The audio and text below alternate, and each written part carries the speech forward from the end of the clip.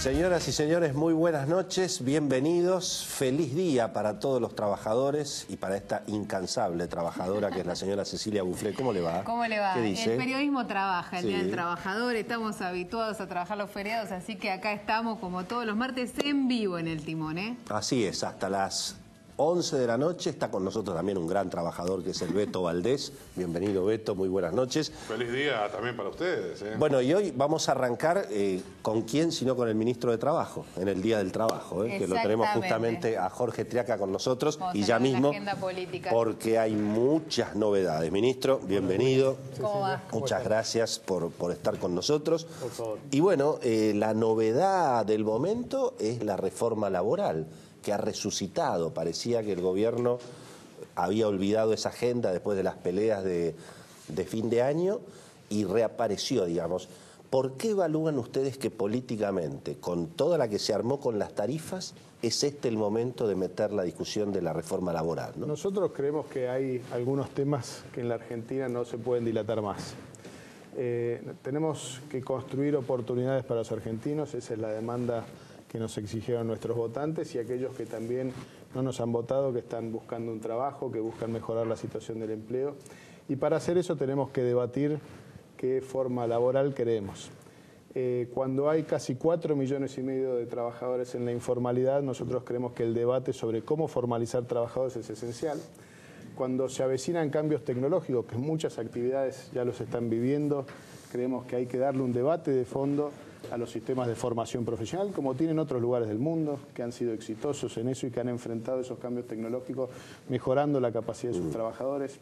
Cuando hay temas que tienen que ver con la cobertura social, con la cobertura de los trabajadores, la cobertura de salud, también hay que abordarlos y encararlos, y por eso nos planteamos una agencia de evaluación técnica de las tecnologías de la salud. Es decir, ponemos en debate muchos temas, en los cuales creemos que se tienen que debatir, pensar cuáles son las mejores propuestas. Nosotros mandamos esa y estamos abiertos a negociar lo que se considere que puede mejorar todo eso. Pero hay que debatirlo, Willy, no podemos seguir escondiendo los problemas debajo de la alfombra. Vamos, si te parece, Ceci, por los temas principales del proyecto del gobierno, digamos. En principio hay un blanqueo laboral. ¿Eso qué significa y cómo se va a implementar? Significa que hay una amnistía para aquellos empleadores que tengan trabajadores informales. De cualquier actividad. De cualquier actividad. Nosotros hemos incorporado el conjunto de actividades y lo que nosotros creemos es que eso le da una oportunidad al trabajador de empezar a cobrar un salario de convenio, le da la cobertura de seguridad social, le da la cobertura de salud y por supuesto el Estado también pone en un esfuerzo importante, pone también hasta 5 años de aportes, digamos, en relación a ese trabajador. También, en eso parece que están todos de acuerdo, sí, digamos, ¿no? A ver, yo creo que hay un amplio consenso, en eso hemos dialogado con la CGT, había alternativas que se pensaban como moratorias y demás, y concluimos todos que lo mejor es avanzar en este tipo de amnistía. ¿Qué costo fiscal tiene hacerse cargo de esos hasta 5 años de aporte para el Estado? El costo que uno tiene que comparar es que todos esos trabajadores a partir de la pensión universal de adulto mayor van a ser beneficiarios de esa pensión. Ahora, si los podemos incorporar como aportantes, exactamente, si nos podemos incorporar como aportantes, estamos mejorando las condiciones de aportes al sistema de seguridad social, que es una de las partes centrales que requiere esto. Recordemos que en la Argentina, a partir de las moratorias que han otorgado otros gobiernos, le hemos generado al sistema de seguridad social una enorme cantidad de beneficiarios, pero no hemos mejorado la cantidad de aportantes. Entonces ahí está uno de nuestros desafíos. Ahora, ¿por qué en el proyecto del blanqueo, que es algo que todo el mundo lo pedía, que no hay ninguna duda de que le conviene al gobierno, a los sindicatos, a las empresas marginalmente también el trabajador en blanco después cuesta más caro, obviamente, ¿no? Pero también ahí tenemos que juntar, Willy, con también el cambio de las contribuciones que hemos votado allá en diciembre con las bajas de las contribuciones. ¿Por qué en la parte del blanqueo se mete la cuestión del recálculo de las indemnizaciones? Eso es lo que saltó en todos los medios y que escondido en el tema del blanqueo metieron lo de las indemnizaciones. Primero de todo, déjame señalarte, Willy, que todo lo que está planteado en los proyectos son la misma redacción que fue planteada ya en diciembre, es decir, que no hay una novedad o algún tema que sea distinto.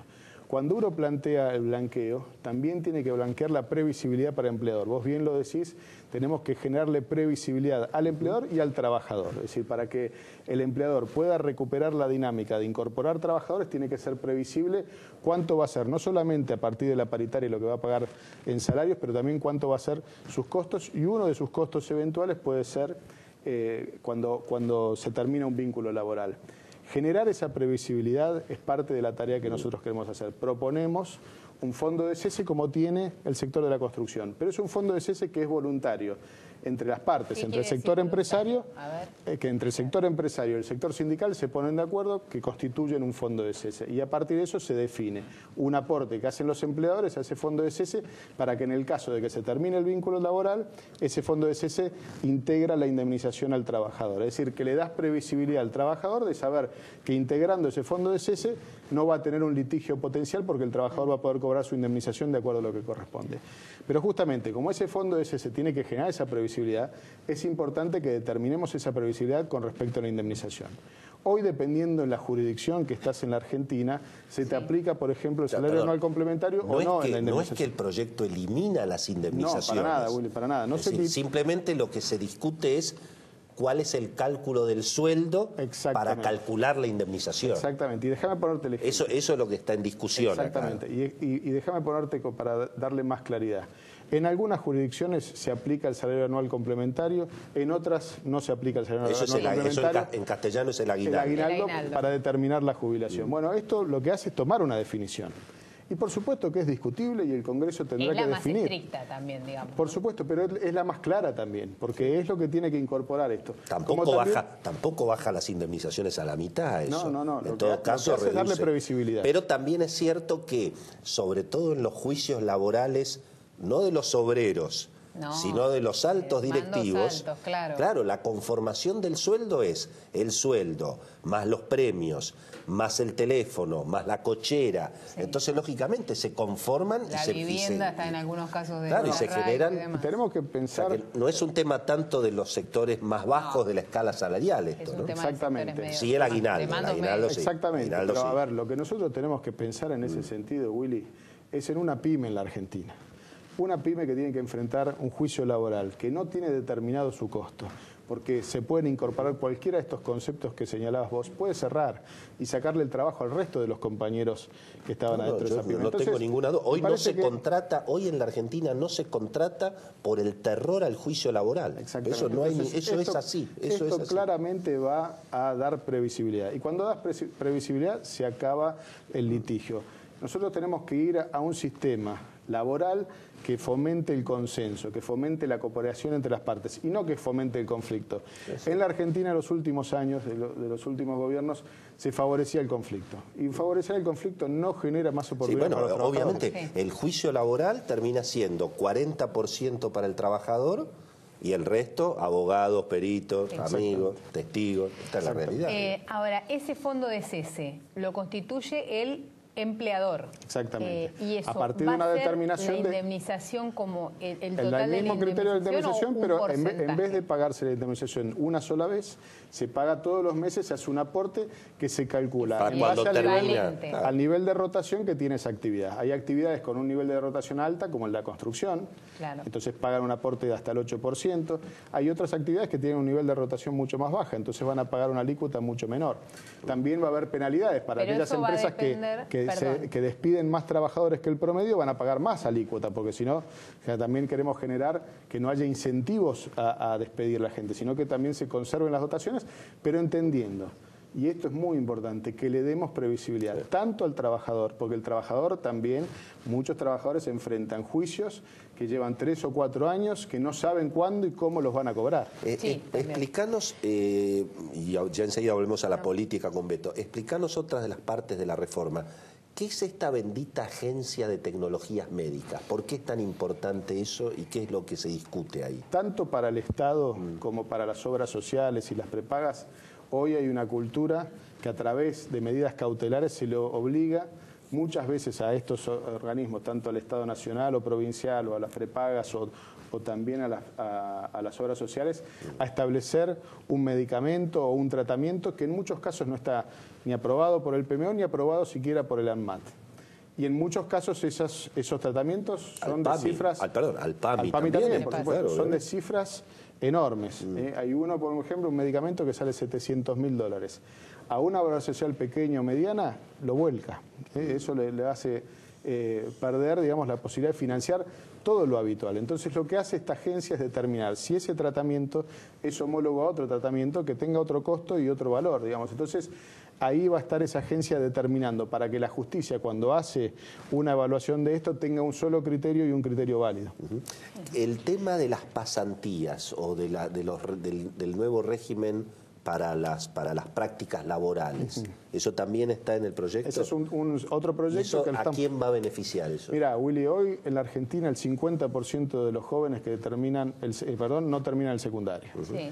Y nosotros tenemos que entender que si no le damos las herramientas para capacitarse a esos jóvenes con los cambios tecnológicos que estamos enfrentando, van a ser desocupados crónicos. Entonces nosotros tenemos que darle las mejores herramientas de capacitación y formación profesional. En el mundo lo que se hace es capacitarse en los puestos de trabajo. ¿Por qué? Porque eso es lo que te permite adquirir más conocimiento, más capacidad en el oficio y más... aplicabilidad en la tarea. Y al empleador le permite detectar cuáles son las personas que están en condiciones también de incorporarse a sus planteles. ¿Eso hoy no se puede hacer en Argentina? Eso hoy no se puede hacer, o se hace en muy pocos casos, y nosotros estamos dando un criterio amplio pero de negociado entre las partes. Cada uno de los sectores va a poder negociar la cantidad de pasantes y qué tipo de pasantías hay que otorgar. Porque es importante. Lo negocia. Claro. Suponemos el sector metalúrgico que tenga que negociar la cantidad de soldadores que les hace falta capacitar para cubrir tales vacantes, digamos. Entonces, ahí vos ya tenés determinado un número fijo y por supuesto que eso te evita también que existan también esas prácticas formativas que había en el pasado, pasantías, que se utilizaban para encubrir una relación laboral, digamos. Lo que no queremos es que eso encubra una relación laboral, sino que sea una relación formativa. Viendo el fondo de cese, viendo este programa de pasantías también, en definitiva, en toda esta reforma también los sindicatos toman un rol central, porque cada una de las cosas se define si el sindicato da el visto bueno. Si el sindicato y los empleadores se ponen de acuerdo. Porque es importante que nos acostumbremos al diálogo, es importante que establezcamos criterios comunes, es importante que si tomamos un mecanismo y ese mecanismo funciona, sigamos adelante. Y si no funciona, lo cambiemos.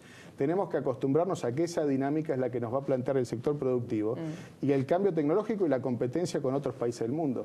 Si nosotros lo hacemos, y lo hacemos con madurez, lo hacemos con un criterio donde ponemos lo mejor de cada uno de nosotros, vamos a tener la oportunidad de darle más trabajo a los argentinos. Modernos y serios para... Yo creo que la mayoría sí.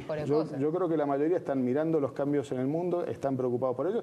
También hay otros que están en blanco y negro, digamos, que están en color sepia a veces, ¿no? Pero digo, me parece que la gran mayoría apuntan a entender que hay una dinámica distinta en el sector de la producción, que hace falta adquirir conocimiento, que hay que prepararse para eso, que hay nuevas modalidades que nos implican tener que estar atentos a de qué manera vamos a enfrentar y darle las mejores herramientas a los trabajadores y a aquellos que buscan trabajo. Lo tenemos a Beto Valdés allí y yo me imagino, Beto, que el peronismo o una parte importante del peronismo va a salir a decir el gobierno quiere bajar las indemnizaciones, sacarle la salud a los trabajadores, después de las tarifas vienen por las conquistas sociales. ¿Cómo la ves? Y en primer lugar me parece inteligente la jugada de la administración del presidente Macri de ir al Senado, porque hay muchos durante este fin de semana que planteaban que quizás no era el mejor momento para enviar reforma laboral, más allá de todo lo que nos explicaba el ministro, y lo importante de aclararlo, porque el temor es que el peronismo unificado y envalentonado por tarifas, y como se movió también en la reforma previsional, intente hacer un poco de demagogia y oportunismo en cuestiones que evidentemente no son fáciles de explicar, como es el tema de indemnizaciones, ¿no? Que es algo muy sensible, y vos sabés que, buenas noches Jorge, que van a tratar de utilizarlo en función de eso. Me parece que con Pichetto tienen más o menos arreglado el tema, pero diputado va a ser difícil. Beto, pero lo que es importante es que miremos cómo fue la dinámica de negociación. Hemos avanzado en una mesa donde participaron los sectores empresarios, los sindicatos y concluimos en un proyecto en diciembre. Este proyecto trabaja cada uno de esos capítulos. Cada uno de esos capítulos es un proyecto de ley. No hemos cambiado la redacción. Es la misma redacción que hemos consensuado allá por diciembre. No hay una sorpresa. Acá ninguno puede decir que está sorprendido por la redacción. ¿Por qué? Porque esa es la misma redacción sobre la que hemos trabajado. Totalmente por supuesto, de acuerdo. Como también que puede haber especulación, ¿no? Después de las audiencias de las tarifas, era lo que estaba previsto. Sí. Y sin embargo, digo, el oportunismo, vos venís del peronismo, conocés al peronismo, evidentemente van a recurrir al golpe bajo en una cuestión sensible. ¿Para qué? Para asustar a la gente. Sin duda, y acá lo que tenemos que pensar justamente es en la gente, en aquellos que no tienen trabajo hoy, en los que tienen un trabajo informal, en los que necesitan una capacitación para tener un mejor trabajo y sobre todo en aquellos que están enfrentando los cambios tecnológicos. Hay muchas actividades, cada día en nuestro ministerio vemos cambios tecnológicos en las distintas actividades que generan oportunidades para algunos y que generan riesgo para otros. El año pasado, por ejemplo, hubo vacantes para 7.000 programadores que no fueron cubiertas. La Argentina tiene que apostar a desarrollar capacidades en esos sectores. Y bueno, y me parece que esas son las oportunidades que no tenemos que desaprovechar. Si suponete que te dijera la oposición, mirá, aprobamos todo, pero lo de las indemnizaciones sacalo, ¿firmás el empate? Mirá, a ver, nosotros creemos, Willy, porque muchos creen que lo hiciste para eso. Digamos. No, nosotros tenemos que trabajar y dar previsibilidad como país, para que esas inversiones, para que las pequeñas y medianas empresas puedan crecer en cantidad de trabajadores. Hacerlo es entender, no que le estamos quitando derechos a los trabajadores, sino que le estamos dando certezas a los trabajadores. Un trabajador que pasa 3 o 4 años en un litigio laboral, no le estamos brindando certeza. Y el modelo que tiene hoy la Argentina en sus vínculos laborales genera esa imprevisión. Pero no solo al empleador. El empleador a lo sumo no contrata. El trabajador se queda sin esa oportunidad de tener un trabajo que le hace falta. Ese es el peor Entonces escenario. Ahí es donde está nuestro desafío. Pensaba, el conflicto de Carrefour ocupó la tapa de los diarios los últimos días. ¿Cuánto hay de riesgo de que ese tipo de conflictos se repitan a lo largo de este año? Digamos, que otras empresas de esa dimensión y de ese tamaño, vinculadas al consumo masivo, que ha estado golpeado en el último tiempo, tengan reclamos similares. A ver, Carrefour es un caso particular que se presenta en un procedimiento preventivo de crisis, que es un procedimiento particular que tiene nuestra legislación laboral y que nos permite, en conjunto entre el sindicato y el gremio, establecer acuerdos. Se han salvado las fuentes de trabajo, que era uno de los criterios centrales que nos preocupaba tanto al gobierno como también al sindicato y que ha hecho un enorme esfuerzo la empresa también. Y nosotros hemos acompañado con medidas temporales para poder ayudar a Carrefour a salir adelante. Creemos también que el conjunto de la actividad comercial, sobre todo de los supermercados, tiene una particularidad. Tiene un impacto enorme sobre los impuestos provinciales, que hemos empezado a trabajar en la baja de esos impuestos provinciales. Y que algunas provincias les han subido ingresos los impuestos. Brutos, exactamente. Y vemos que algunas provincias han aprovechado una circunstancia en la negociación del acuerdo fiscal para subir los ingresos brutos, no dándose cuenta que eso le resta posibilidad de generar nuevos empleos, que le resta posibilidad de inversiones en cada una de esas jurisdicciones, como hay otras jurisdicciones más inteligentes que lo han dejado como está y lo fueron bajando, digamos. Entonces me parece que eso a la larga va a generar impacto. También estamos trabajando sobre la fiscalización, digamos, es importante que hay la competencia desleal, también enfrentarla y generar todo lo que tiene que ver con los controles para que no exista. En los últimos meses hemos realizado fiscalizaciones en algunos supermercados barriales y hemos detectado más del 70% de la informalidad en esos sectores. Por eso ahí tiene que estar puesto el foco del Estado, no solamente generando incentivos, pero también generando los controles para que no exista esa informalidad. Bueno, y estos son los desafíos comunes que vamos enfrentando en una mesa sectorial del sector de comercio, donde muchos de estos temas están siendo abordados. Ministro, gracias. Les agradezco por estar con nosotros en un día feriado, en el Día del Trabajo. Feliz día también. Es una buena forma de celebrarlo. Muchas gracias. Para ustedes. Gracias. Señora. Bueno, nos queda ahora en el próximo bloque... Mesa política con Beto Valdés a pleno. Todos los chismes políticos y además, económicos. Mañana tenemos Super miércoles en el Congreso. Sí. Y super miércoles en los mercados. En el mercado. Trabaja la política y trabaja la economía en el próximo bloque. Y después tenemos 2 economistas invitados, Luis Seco y Javier Alvaredo. Vamos a charlar con ellos también, pero no se queden. Después de un minutito de tanda, estamos acá en el timón.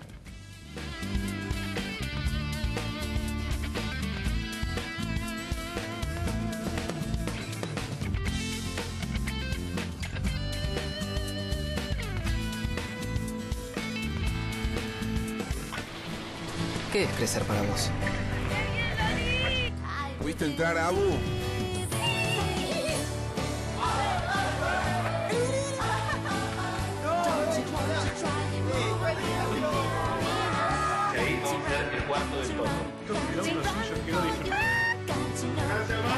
Para cada uno, crecer es algo distinto. Lo importante es tener quien te acompañe. Me parece que hice un video. Banco Ciudad. Te quiere ver crecer.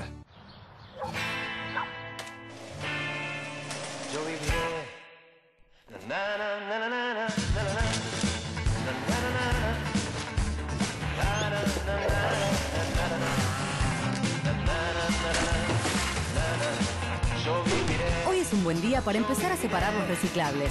Juntos estamos haciendo una ciudad más verde. Vamos, Buenos Aires. Parodontax, la crema dental que ayuda a prevenir el sangrado de encías. Si ves sangre cuando te cepillas los dientes, podrías tener problemas de encías y estar en camino hacia algo peor. No dejes que el problema de encías avance. Cambia a Parodontax. Es 4 veces más efectiva removiendo la principal causa del sangrado de encías. Deja atrás el sangrado de encías. Parodontax. Juan, hijo mío, no te conviertas en alguien odiado. Sé paciente, humilde. No olvides que cada persona tiene su propia batalla, y aunque creas que no vas a lograrlo, nunca te rindas.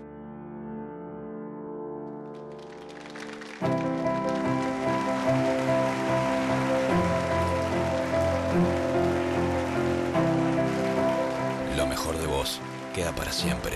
Un seguro de vida también. Prudential. Seguros para las personas.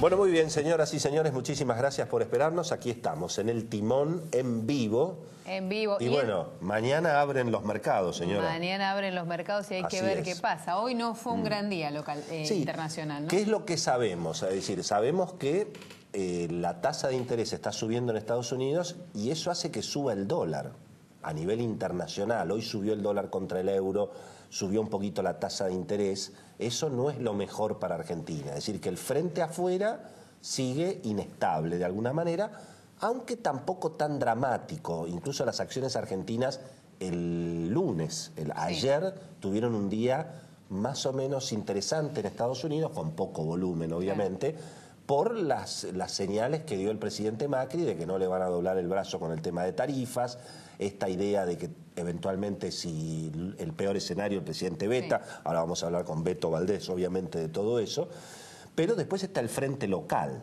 y en el frente local han pasado cosas importantes. El viernes pasado el presidente del Banco Central hizo volar las tasas de interés, las subió 3 puntos fuertemente. Fuerte. Y con eso logró que se frenara un poquito la corrida, aunque también vendiendo dólares. Mucho, vendiendo dólares, vendiendo casi una cifra récord, más de 1.300 millones de dólares y poniendo en el mercado 4.000 millones de dólares en una semana. Sí, yo te digo la verdad, la mayoría de la gente en el mundo financiero, y creo que en el gobierno también, durmió. Nadie esperaba esta corrida que tuvimos con Banco Central vendiendo 1.500 millones. Yo hace 35 años que hago periodismo económico financiero, yo no recuerdo nunca que el Banco Central haya vendido 1.500 millones de dólares. Claro, la verdad no lo recuerdo. Claro, porque además básicamente es que haya vendido 1.500 millones de dólares y que no le haya alcanzado, ¿no? Porque lo que uno podía ver de movimientos fuertes, no sé, nos acordamos de cuando cayó Lehman Brothers o demás, de movimientos muy fuertes, salidas muy fuertes, o cuando fueron las PASO el año pasado, el Banco Central sale un día, juega muy fuerte y todo el mundo se ordena. Bueno, acá eso no pasó. También subió fuertísimo la tasa de las famosas LEVAC, y eso es lo que puede para mí frenar eventualmente, temporariamente la corrida, porque la tasa estaba en 27, ¿te acordás que le pedían a Sturzenegger que la bajara? La mandó a 32. A 32, exactamente. Y dicen que si es necesario la manda a 35 y si es necesario a 40, porque dicen que Sturzenegger... Va a estar más alta que nunca, claro, ¿no? La tasa que le cuestionaron muchísimo a Sturzenegger fue la de el 38%. Acordate la pelea con Alfonso Pratgay por ese nivel de tasa de interés. Claro. Bueno, ahora se habla de que puede haber una tasa más alta que esa. Dicen que Sturzenegger ahora se siente muy fortalecido ante la pelea que tiene con la jefatura de gabinete. Y bueno, claro, después de que la jefatura de gabinete le hizo bajar la tasa y pasó lo que pasó en el verano, pero hay una interna feroz. Y de eso Para eso se va a ocupar el señor Valdés. Un señor que sabe política. Obviamente, Beto. Lo que yo sí te puedo decir es que en el Banco Central creen que ganaron la discusión que habían perdido en diciembre. Claro. Ellos dicen, en diciembre perdimos la discusión no solamente contra Mario Quintana, Lopetegui y, digamos, Marcos Peña, sino contra casi, te diría, muchos economistas que revolotean. Sí, digamos, y buena parte del gabinete económico. Exactamente. Con la Duhovne, los radicales. Claro. Digamos, todos los harían a matar a Sturzenegger y le pedían que baje la... Claro, ¿qué dice Sturzenegger? Finalmente, el año pasado, con la supertasa, tuvimos 4 de crecimiento, 25 de aumento del crédito y 7 puntos de caída de pobreza. Sí, y resulta caída que de pobreza y caída del desempleo. Y resulta que con la escalada inflacionaria que hubo a principio de año y con el dólar que se fue de 17 a 20 y la pobreza, entonces están, no te digo agrandados, pero ellos creen, ellos te dicen ahora hay que mirar para adelante y es como que no le damos más bola a nadie y que tenemos la banca de Macri y vamos a manejar nosotros la política monetaria. Eso te dicen en el Banco Central. No cabe ninguna duda que tienen el respaldo del presidente Macri. Me parece que el error es achicar o minimizar, en primer lugar, que sigue teniendo Federico Sturzenegger y su manejo muchos detractores dentro del fuego amigo. Es decir, más allá de que es absolutamente opinable si le ganó a Quintana o no, porque es la figura que sigue creciendo, y me parece que es un partido largo. Los gobernadores de Cambiemos, los radicales, cuando ustedes los escuchan diciendo eso, hablar de ese nivel de tasas, se agarra una desesperación porque se imaginan y la paralización del país. Empiezan a tener pesadillas de que el comercio, los sectores de la industria, de cada uno de sus distritos, se van a acordar de sus más, no de la de Sturzenegger. Entonces, esa es una de las cuestiones realmente centrales. Además, a eso hay que sumarle, hay que contextualizar. Es decir, lo que ha ocurrido, más allá de, como ustedes bien señalaban, que es producto, sin duda, de la incertidumbre local, pero fundamentalmente también de la movida de la Reserva Federal y el aumento de la tasa a 20 años en los Estados Unidos, el tema tarifas, el ruido y la incertidumbre es un elemento clave y que hay que poner sobre la mesa para analizar el rol ya no solo de Sturzenegger y la pelea, sino esencialmente lo que pasa en el mundo político de Cambiemos y todo lo que se escuchó a lo largo de este fin de semana. El tema tarifas es sensacional desde todo punto de vista porque, primero, pone en discusión la cuestión fiscal, o sea, el plan fiscal y preocupa a los mercados por eso. Pone en discusión el cumplimiento de los contratos. En un país como la Argentina, que está flojito de papeles. Bastante flojo. Pone en discusión la autoridad del presidente Macri y pone en discusión, naturalmente, el frente oficialista. Al mismo tiempo que abroquela a la oposición. No, y también genera otra cuestión. Sabemos muy bien y lo hemos repetido hasta el cansancio en este programa. Cada vez que vienen los números y los sondeos, ya sean los mensuales o los tracking que manda a hacer Jaime Durán Barba, cambia el ánimo en el gobierno y también en la oposición, porque ellos también miran y tienen acceso a ese tipo de encuestas. Bueno, al gobierno le ha ido muy mal en los últimos números. ¿Qué es muy mal, Beto? ¿Qué quiere decir eso? Y es una caída similar a la que tuvo con la reforma previsional. Es decir, en la opinión pública... Perdón, Beto, pero una caída desde un piso que está más bajo. No, pues se había recuperado todo. Claro, se había recuperado. Había recuperado todo. No, todo no. No, porque aquello era... Recordemos que venía... Post-octubre. Claro, post-octubre, el reformismo permanente y ahí demás. tenía 60, Macri. Tenía casi 70%. ¿Y ahora qué tiene? ¿Y ahora? Hoy el dato es nacional, es que cayó bastante. Siempre hay que separar. Una cosa es el presidente, lo charlábamos en el último programa, y otra es la gestión de gobierno. La gestión de gobierno se cayó muchísimo. Bueno, el dato de la ditela, de la confianza. De la confianza, las expectativas en materia de inflación. Y evidentemente, en lo que tiene que ver con la pelea mediática de las tarifas, perdieron como la reforma previsional, que era un poco lo que yo le señalaba recién al ministro de Trabajo. Mediáticamente agregarle, esa discusión se perdió, decís vos. Por el momento, sí. Es un partido que aún no terminó. ¿Qué sabemos del Hay otros datos interesantes. Sí. Por ejemplo, en la provincia de Buenos Aires, en conurbano, sí. Hoy el rechazo, o sea, la imagen negativa del presidente Macri es más de 60 puntos. En el Gran Buenos Aires. Sí. Y subió Cristina, dicen. Piso y techo, está siempre ahí Cristina. No pierde ni suma, sobre todo en el Gran Buenos Aires. Pero el dato significativo que admiten tanto en fuentes de Cambiemos la Provincia de Buenos Aires como en la Casa Rosada, es que esto también le pegó a la gobernadora María Eugenia Vidal. Perdió una novedad absoluta. Perdió 10 puntos de imagen.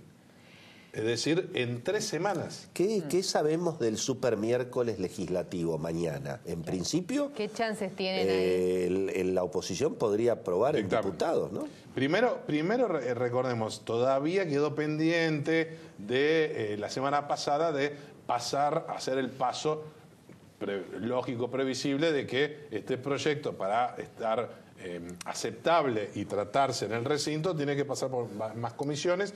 Lo van a lograr. También o sea, la oposición va a lograr un proyecto consensuado contra el plan de Macri de tarifas y eso puede ser aprobado en la Cámara de Diputados. Bueno, quedó demostrado la semana pasada. No solo ocurrió lo que anticipábamos en el último programa, que la oposición iba a sentar 129, sino que cuando se votó este dictamen... 132. 132 sí. Fueron los votos que se juntaron. Mañana van intendentes de la provincia de Buenos Aires a reclamar un proyecto para que a ellos le quiten, también les congelen a esos municipios las tarifas, es decir, que paga cada municipalidad. Claro, decir, la luz que paga, la luz, que paga el gas, para que tengan un precio especial. Pagable, como diría Sergio Massa. Pagable, claro, como volvió con todo Sergio Massa. Apareció, sí. Reapareció de la mano del tema tarifas. La furia que genera Sergio Massa en el entorno del oficialismo es impresionante, más que el peronismo. Pero, a ver, eso ya es histórico. En este último tiempo, en estas últimas 2 semanas que recién hacíamos referencia del impacto político que se está viviendo por el tema tarifas, hay mucha bronca en la Casa Rosada con algunos gobernadores, hay malestar con la actitud de Diego Bocio, del propio Pichetto también de alguna manera, pese a que lo trató bien a Marcos Peña la semana pasada. Y el dato adicional interesante está relacionado en que vos fíjate cómo tienen el número asegurado de la Cámara de Diputados. Por eso me decían algunos hombres del oficialismo parlamentario, esto es un cambio de época. Del 10 de diciembre de 2015 a la fecha, algo se rompió. Y de aquí en más la oposición va a votar todo en contra. Y el dato... Bueno, fíjate lo de Schiaretti en Córdoba. Bueno, sin duda. Schiaretti siendo el gran anfitrión y el gran amigo del peronismo, siendo que Schiaretti aparentemente era el que le iba a dar gobernabilidad a Macri, digamos. Y recibió al peronismo jueves y viernes, dijo lo que tuvo bastante repercusión, que este armado no es para el 2023, sino para ganar la segunda vuelta del 2019. Pero la otra cuestión está relacionada, como decíamos recién, es probable que se logre el dictamen y que haya sesión especial el jueves. Sí. Y si no, porque el oficialismo parlamentario quiere sacárselo lo más rápidamente de encima. En Cambiemos, que dicen, perdemos, que se vote el jueves. Perdamos rápido. No, primero eso. Y segundo, así de una vez por todas, podemos transformar en ley el proyecto de mercado de capitales que se sigue postergando. Que viene penando desde el 2016, dando vueltas. Y recordemos que hace 2 semanas que se posterga. Sí. Entonces, ese es el otro elemento. Sabemos que la jugada es una encerrona muy obvia que apunta claramente a que el presidente Macri vete el proyecto. Muchos rumores hay respecto de consultas del presidente con economistas, ¿no? Apareció esta historia de Cavallo, dicen que el presidente habló con Cavallo. Cavallo salió... pero Cavallo salió hoy a decir que no hay alarma en materia económica. Pero también la desmintió. ¿Está desmentido eso? La desmintió Cavallo, la desmintió la Casa Rosada. También hay rumores dando vuelta de que se está buscando un reemplazo de Nicolás Dujovne. Me parece que es un disparate, que no hay ninguna viabilidad ni posibilidad Ahora, de digamos, eso. Hoy, ¿cuál es el plan B que podría tener el presidente? Suponete que el presidente tuviera que... Hoy, digamos... ¿qué puede hacer el presidente? Lo puede ascender a Mario Quintana o a Lopetegui. Es decir, ascenderlo, que sería darle un ministerio. No, que sea el ministro de Economía. Blanquear que sea el coordinador. Todos piden, acá hace falta un coordinador. Suponete que yo no creo que Macri cambie nada. No. Porque eso sería modificar y de alguna manera ceder frente a lo que se le viene presionando. Lo que vos decís es casi la lógica. Si hiciera eventualmente eso, tampoco pueden estar vendiendo Mario Quintana, pero Quintana quiere ser ministro del Interior. Ministro, claro, porque está con la política ahora. Él ahora quiere ser ministro del Interior y candidato, entonces está en otra, entonces dice, no, para eso está Gustavo, en relación a Lopetegui. Pero para la política estaba Marcos Peña también. Entonces ahí va a haber... Para la política... Bueno, hay que seguir con atención esa relación. Sí. De Quintana y Marcos Peña. Lopetegui, Quintana, Marcos Peña. El conflicto está... Lopetegui no genera conflictos políticos porque no tiene aspiración. No tiene aspiraciones políticas, te diría que es el candidato de todos para, si hay que mover algo, Quintana parecería que tiene demasiadas aspiraciones políticas. Tiene, sí, claro. Para el gusto de muchos, especialmente en la jefatura de gabinete, tiene demasiadas aspiraciones.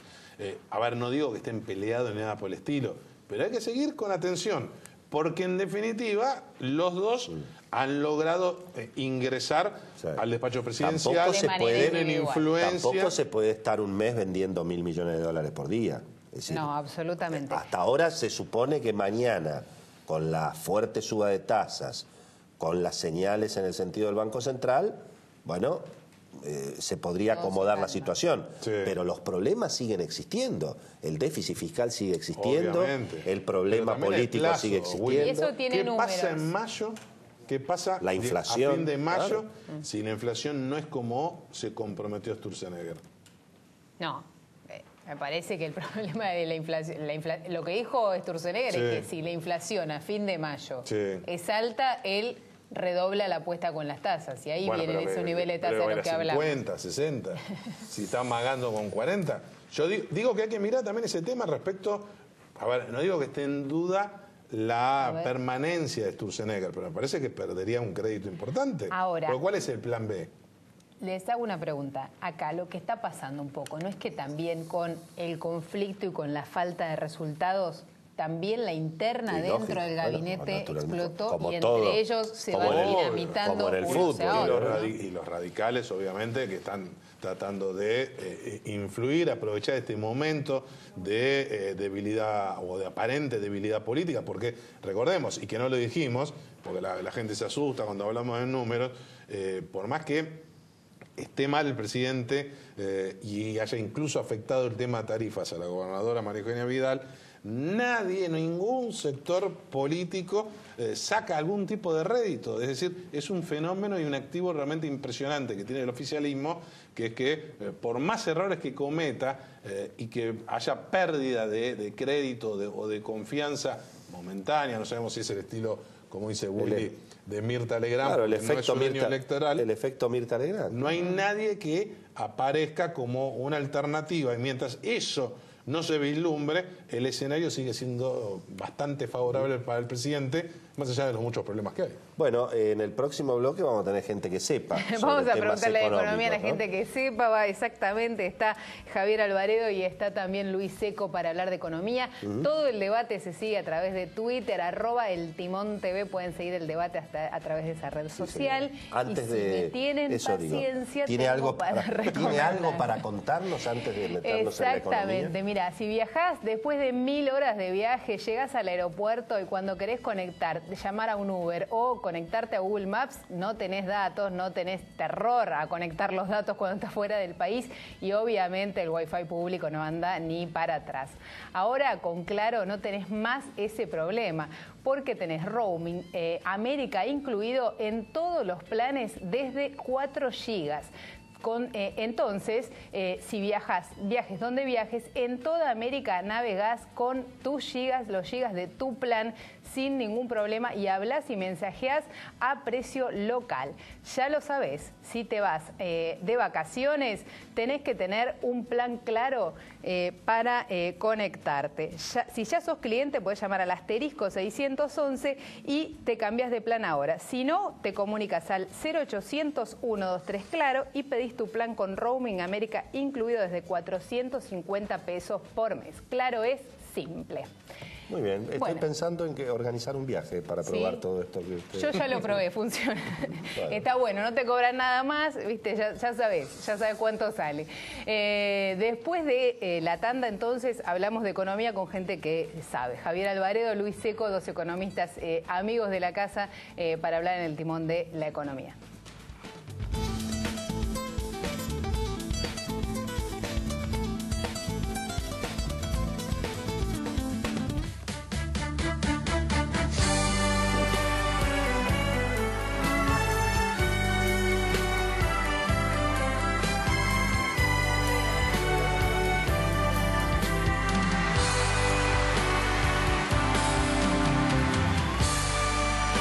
Tenemos todo para conectarnos.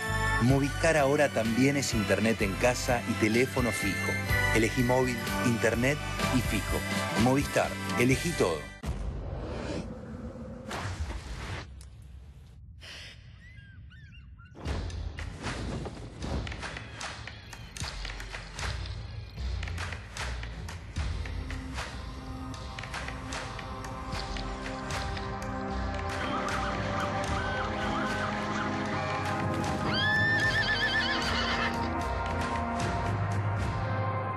No hay producto más perfecto que el producto de la naturaleza.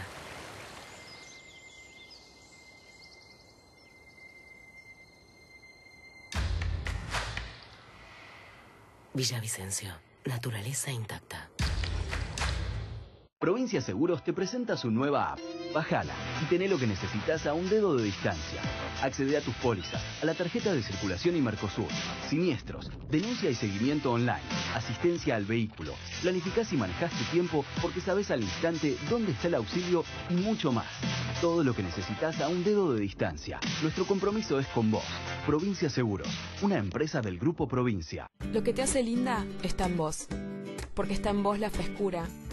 Está en vos la energía. Está en vos disfrutar. Porque cuando elegís yogur Ser le das a tu cuerpo los nutrientes, las proteínas, las vitaminas y el calcio que necesitas para sentirte bien. Lo que te hace linda no es tu cuerpo, es lo que haces con él. Ser está en vos. Ahora disfrutá los bebibles de Ser a solo 39 pesos.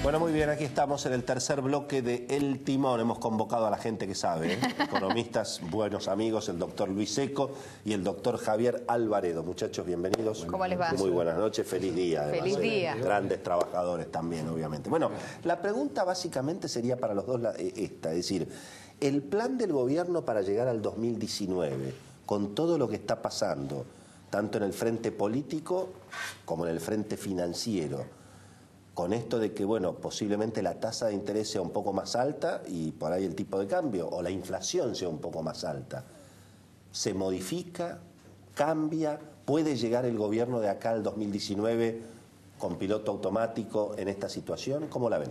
Mira, yo creo que el cambio de política monetaria o de política económica ya fue el 28 de diciembre cuando se anunció el recálculo de la meta de inflación y a posteriori con la baja de tasa de interés que hizo el Banco Central y con el compromiso que junto con la baja de tasa de interés asumió el Banco Central de intervenir en el mercado cambiario todo lo que hiciera falta para evitar, así dijo, movimientos disruptivos en la cotización del dólar, digamos.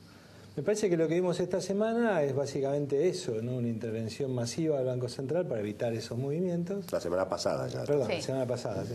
Sí, a ver si todavía dicen que pronostico, pero...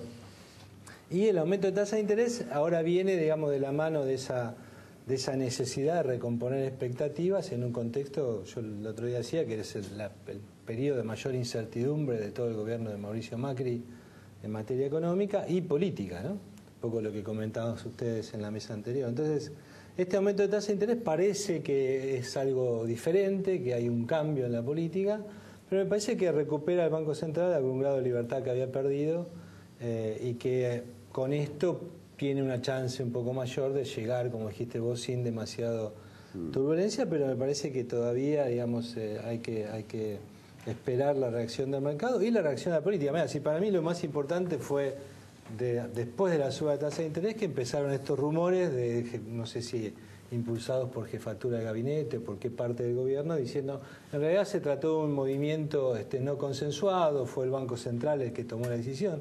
Y esas son las señales que no hay que dar, ¿no? Entonces me parece que el Banco Central necesita en este momento de todo el apoyo de la política económica que tiene, en este caso, a la jefatura de gabinete como el que la lidera y el que la lleva adelante, ¿no? Javier. No, mirá, yo creo que lo que hizo el Banco Central en una situación bastante crítica era, bueno, las cosas que suelen hacer. Intervenir, dejar correr un poco el tipo de cambio y subir la tasa. Yo discrepo un poco con Luis con lo del 28 de diciembre, digo. A ver, tratemos de imaginarnos ahora con una meta de inflación del 10%, creo que... ya estaba sobrepasado. Se está riendo, sí. Y me parece también que lo que esto refleja que, a ver, que la tasa de interés del bono de 10 años de Estados Unidos, del Tesoro, esté más del 3%, yo creo que Luis también, vos lo esperábamos antes, sí, y no ha sido sorpresivo. Y aparte... Ni siquiera tan fuerte tampoco. Claro, tampoco es que dio un salto de un punto, de medio punto, dio un salto de centésimas, digamos. Yo, si querés, lo que te digo, me parece que una crítica que yo le hago a la política monetaria es que se movió durante 2 años y medio como si eso no fuera a pasar.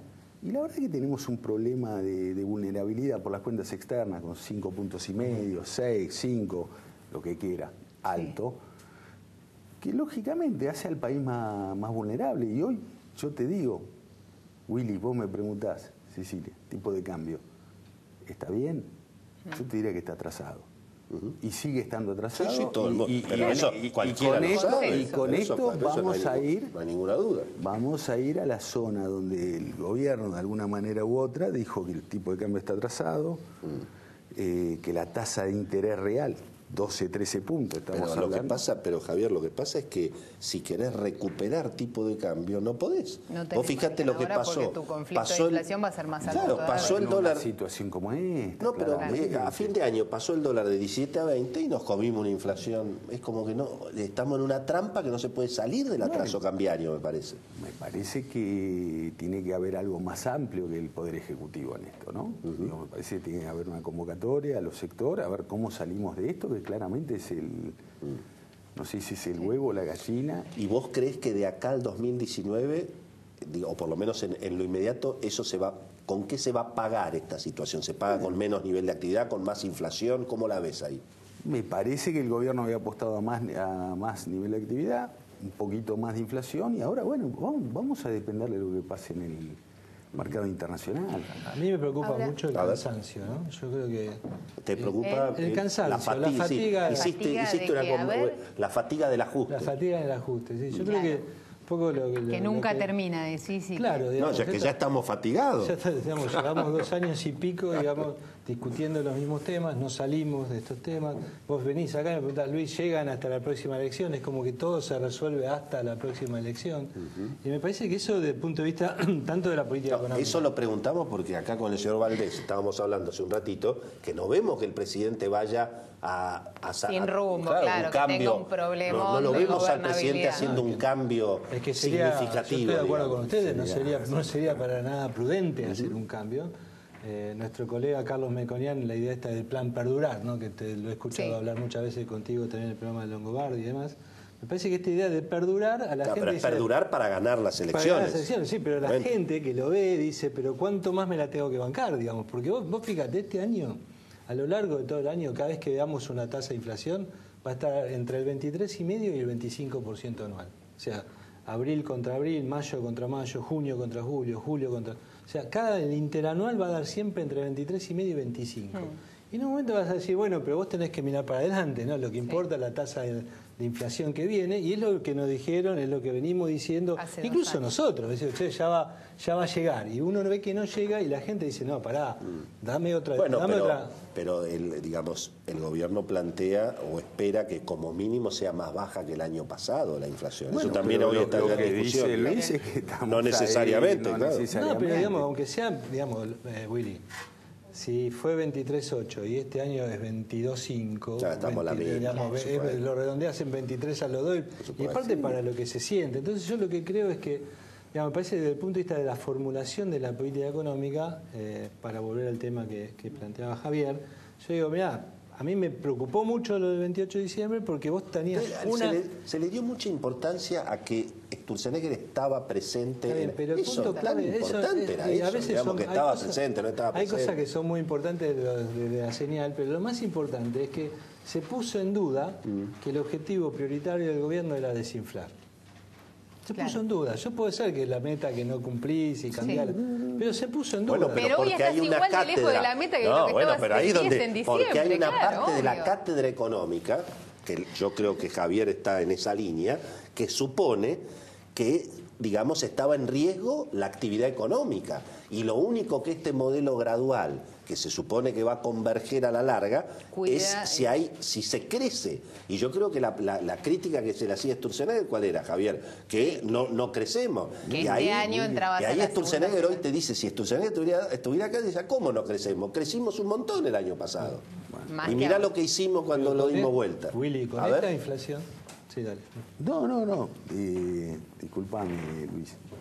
Mirá, sí, vos creciste el año pasado, pero también venía del 2016, que la verdad que creo que todos estábamos esperando algo menos peor que eso. Mirá, Willy, yo lo que creo, lo que vos decías del presidente, si está recalculando, recalibrando, para usar una palabra. Mirá, yo espero que si lo hace, que lo hiciera de una manera profunda y tratando de ver algún... A ver, hoy estamos en el problema de las tarifas. Las tarifas del gobierno cometió un error en 2016 que no tuvo en cuenta el frío, no tuvo en cuenta que calculó un aumento de precios sobre un precio que estaba legalmente... Correcto. Había ¿cómo se llama? Objetado, frenado. Objetado, Dios, se equivocaron. Ahora, sacan un tarifazo en el medio de cuando los salarios no crecen, con una devaluación en el medio, se arma lío y agarran, dicen, son los intendentes y los gobernadores. Yo coincido, hay que hacer algo de eso, pero llamar a los intendentes y los gobernadores antes que se arme. De avisárselo. Igual déjame decirte algo, una acotación nomás. Lo que vos denominás tarifazo, que es como se conoce en la jerga de la calle, digamos, en los titulares de los diarios, hubiera sido un aumento de tarifas, si no fuese porque tenemos 3 años seguidos con la inflación que tenemos.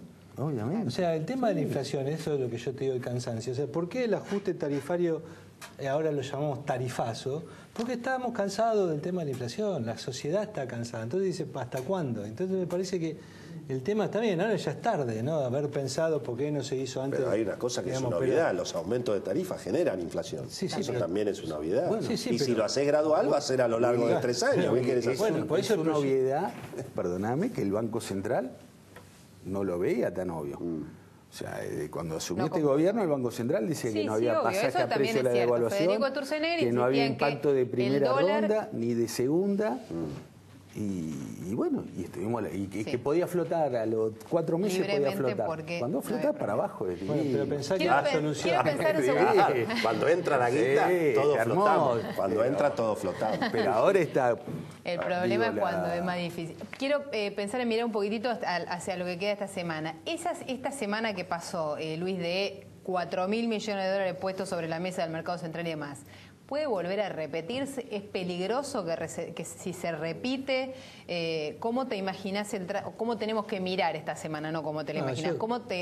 ¿Qué es lo que nos tenemos que alertar? Yo creo que el mercado va a reaccionar de alguna manera con cuidado frente a política del Banco Central, porque el viernes algo retrocedió. Se jugó, puso la guita arriba de la mesa, subió la tasa, hizo lo que hay que hacer. Que es lo que hay que hacer.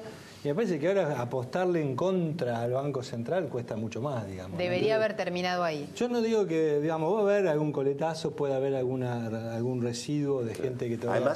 Además, para el inversor internacional, para el inversor internacional que tiene 5 puntos de impuesto, ahora la tasa se la subieron del 27 al 32. Bueno, más o menos le devolvieron los 5 puntos. Yo creo que, digamos, ahora hay que esperar que el Banco Central siga honrando su palabra de compromiso desinflacionario, de control de los movimientos del tipo de cambio, y el mercado se va a adecuar a eso.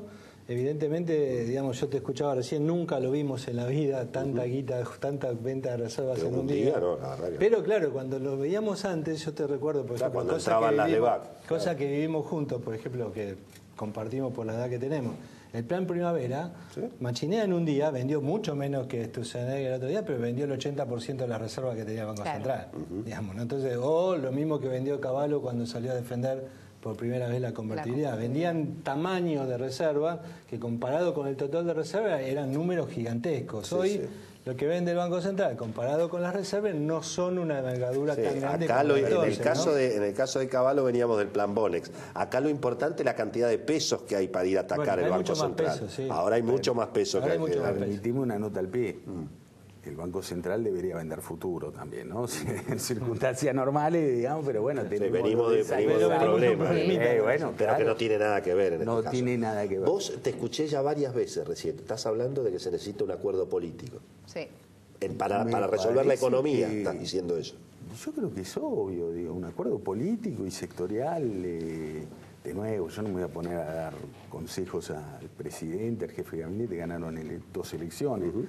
Pero me parece que claramente el tema de la inflación tiene algo detrás de eso que bueno, que requiere de cierto tipo de daría la sensación, Beto, que es medio tarde para eso. Absolutamente. Bueno, claro, estamos, en este momento... Ahora todos mirando el Mundial... Yo siempre recomiendo cosas y después la campaña electoral. Es mi especialidad. No, lo venía diciendo de antes, lo dijo de entrada. Totalmente. Y el momento era en el reformismo permanente. Después de ganar las elecciones. Después de ganar las elecciones. Ese era el momento. Y recordemos que Ernesto Sanz y Emilio Monzó, y había sectores políticos que querían eso y así los sectores más intransigentes no quisieron. Así vamos que terminamos. Igual, mirando los proyectos que presenta la oposición, la capacidad de hacer un acuerdo serio, digamos, la verdad que Luis, me parece que está muy lejano. Digamos, digo, me parece que si hay algo de lo que no se puede quejar el gobierno es que legislativamente le ha ido mejor que en la ecuenomía. No, pues yo me refiero, por ejemplo, el proyecto del Frente Renovador sobre las tarifas, digamos, sobre el tema de revisión tarifaria, evidentemente cuesta casi un punto. Por eso te digo, o sea, electoralismo permanente, pero totalmente. Bueno, es la regla del juego por otro lado. Señores, un gusto.